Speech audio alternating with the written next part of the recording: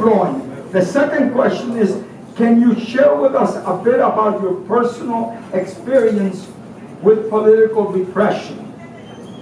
And the third question is, what would you like people to know about the history of repression against Puerto Ricans in Chicago? It's very general, whatever you like to do. And with that, I don't know, Maritza, you want to start? Because Maritza, actually, you don't have to. Good afternoon, everybody. Thank you so much for being here today. I know it's a beautiful day outside, and I'm sure some of you will be out there just enjoying the weather, but I promise you that this is an important topic for the three of us, and we are very, very happy and very proud to be here with you today. So, I was born in Puerto Rico and lived in Puerto Rico until I came to Chicago to pursue my graduate degree.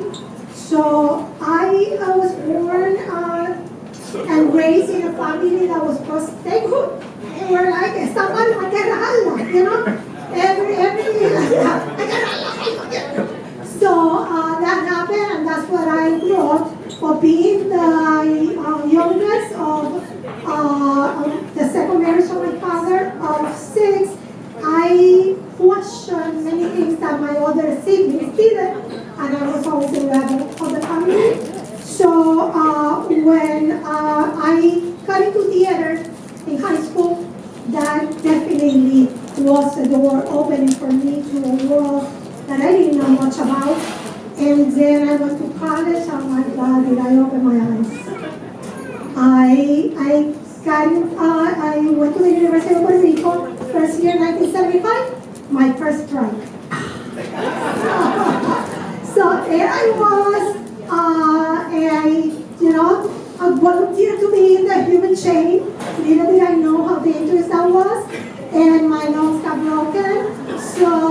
But that was the beginning of just any strike, any protest, anything, because as students, we saw the world in a very different way than the world in our hometowns.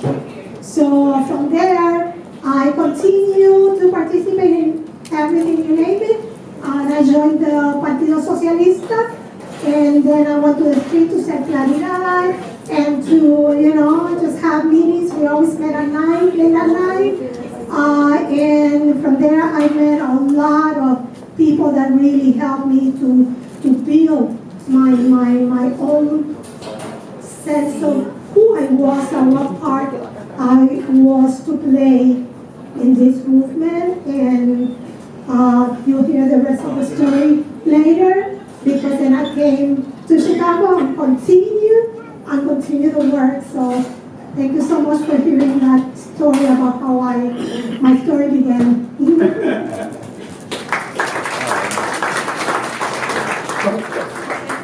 Well, my story is probably different from almost anybody in the room except my sister, but she's not here.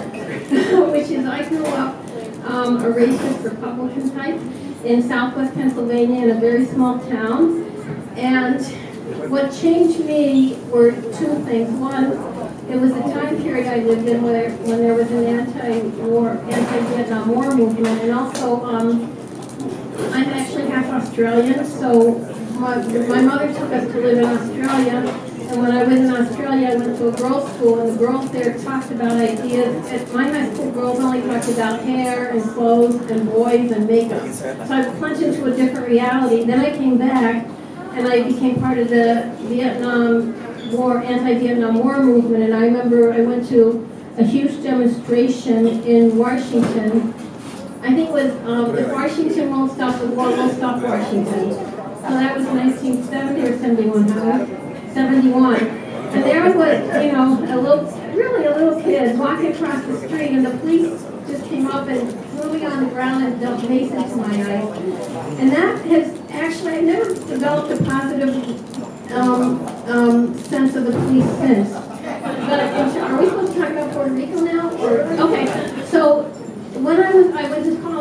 Washington. So then I learned about the bicentennial without colony. So I became really interested. I thought, oh, Puerto Rico's a colony. And then I moved to San Francisco, and I didn't join, but I was around an organization called Prairie Fire Organizing Committee. I later joined it.